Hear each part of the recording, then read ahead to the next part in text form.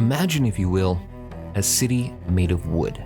It is Saturday, April 10th, 1734. The sun has dipped below the horizon of the St. Lawrence River, leaving the town of Montreal in a deepening indigo twilight. This is not the metropolis of glass and steel we know today. This is a frontier outpost, a cluster of stone and timber buildings huddled behind a wooden palisade, surrounded by the vast, silent darkness of the Canadian wilderness. The air is crisp, carrying the lingering chill of a late colonial spring. A stiff, relentless wind, the Nordais, is whipping through the narrow cobblestone streets. On Rue St. Paul, the town is settling in. In the kitchens, the last embers of the day's cooking fires are being banked.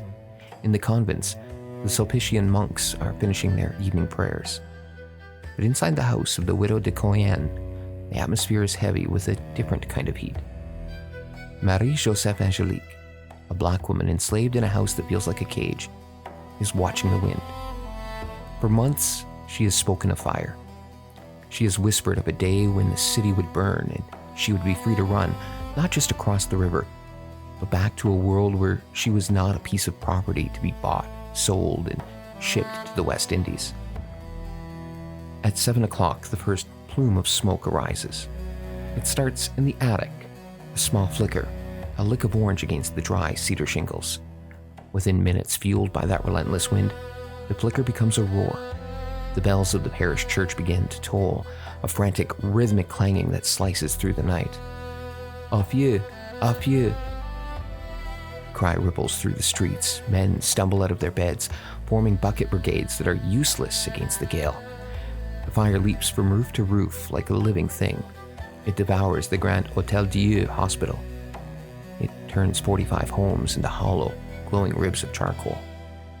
As the sky turns a bruised, hellish red, the people of Montreal aren't just looking for water. They are looking for someone to blame. And in the shadows of the chaos, they'll find her. She is Marie-Joseph Angélique, and tonight, the city will decide that she is the spark that lit the fuse. To understand the fire, we must first understand the woman the city of Montreal chose to burn for it. History often paints early Canada as a wilderness of fur traders and Jesuits, a place untainted by the peculiar institution of slavery found in the American South. But if you were to walk the cobbled streets of Montreal in 1734, you would find a different reality. In the census records of New France, nestled between the names of merchants and soldiers, are the names of the enslaved. Indigenous Pani and black men and women, often referred to simply as domestics.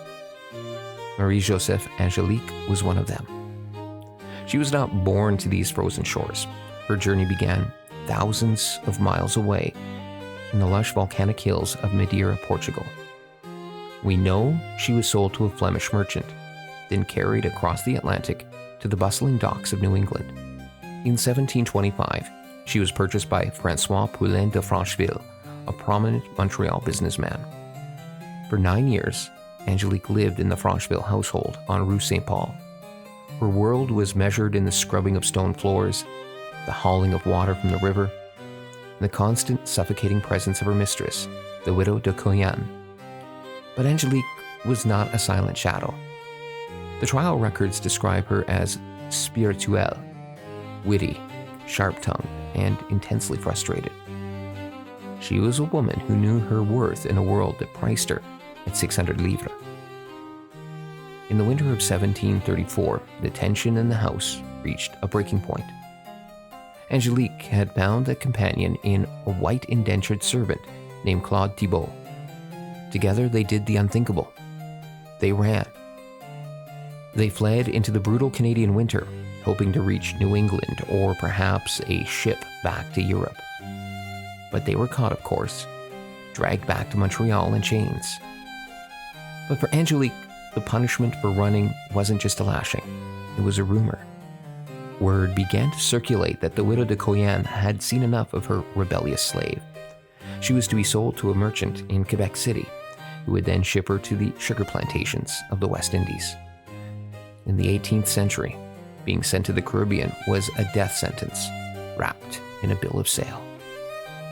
As April 10th approached, Angélique was a woman with nothing left to lose. She was trapped between a master who wanted her gone and a city that already viewed her as a threat. Was she the revolutionary hero who decided that if she couldn't have her freedom, the city wouldn't have its peace? Or was she simply a woman whose bad reputation made her the perfect character for a story the city was about to write in ash? The smoke had barely cleared from the ruins of the Hôtel Dieu when the hand of the law reached for Marie-Joseph Angélique. In 1734, Montreal was governed by the Ordonnance Criminelle of 1670. It was a system that would feel alien, even terrifying to us today. There was no innocent until proven guilty. There were no defense lawyers to cross-examine accusers. Instead, there was the Judge Prévôt, Pierre Raimbault, acting as both investigator and judge. On April 11th, Angélique was taken to the King's Jail, a damp stone cell where the April chill seeped into the marrow. Outside, the city was talking. The investigation, known as the Information, began immediately. One by one, 22 witnesses were summoned to the counting house of the Monnier family to tell what they knew, or more accurately, what they had heard. Listen to the names that echo through the trial transcripts. There was Marie Manon, an enslaved indigenous woman. She told the court that Angélique had long harbored a wicked spirit, and that she had once threatened to burn her mistress's house down to the ground. There were the neighbors, like Louise Poirier, who claimed that just days before the fire, Angélique had walked past her with a look of furious intent. In the eyes of the French court, this was public knowledge, la rumeur publique. If enough people of good standing believed you were capable of a crime, the law treated that belief as a form of evidence. But as the days turned into weeks, Judge Raimbault faced a problem.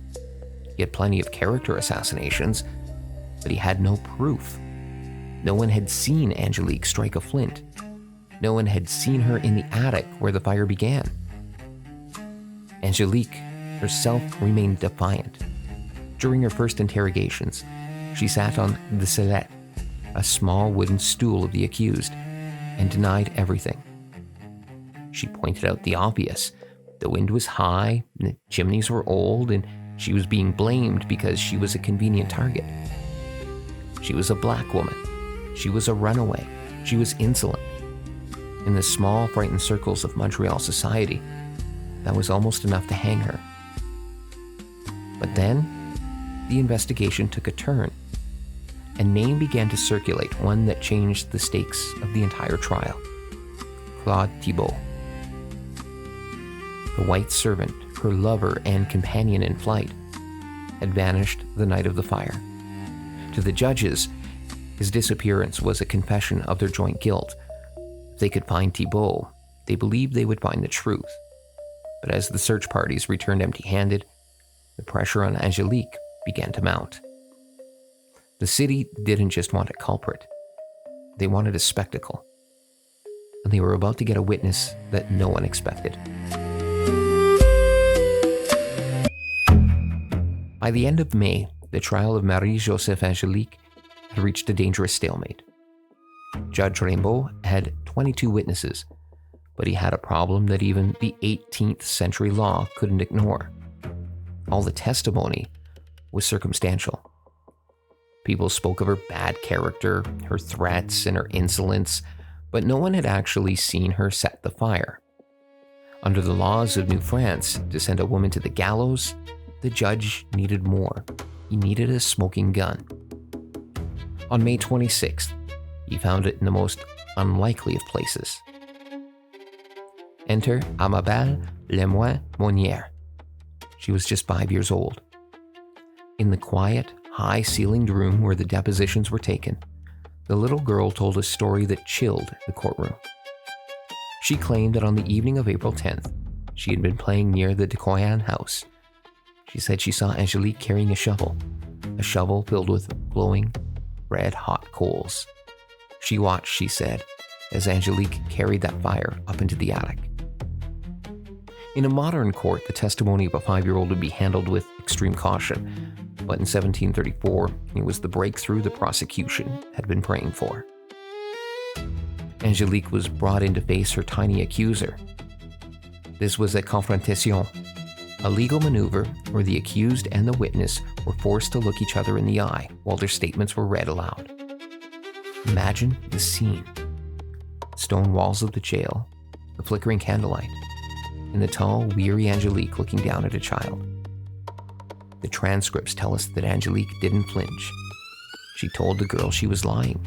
She even claimed the girl had been coached, allegedly saying that someone had promised the girl sugar if she told this story. But the damage was done. The judge now had a narrative. He had the how, the shovel of coals, and the where, the attic. All that was missing was the who else. The court became obsessed with Claude Thibault. Where was he? Why had he vanished the moment the bells began to ring? In the eyes of the law, his flight was a silent confession. If you were innocent, why wouldn't he come forward to save the woman he loved? The judges didn't just see a single arsonist anymore. They saw a conspiracy. A black woman and a white servant.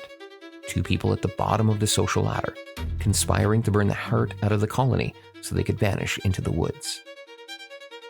On June 4th, 1734, without a single piece of physical evidence beyond the word of a child and the absence of a lover, the hammer fell. The sentence was read. It was a litany of horrors that made the fire itself seem merciful. Angélique was to be tortured, then her hand was to be cut off, and then she was to be burned alive. The city wanted its truth, and it was prepared to break her bones to get it.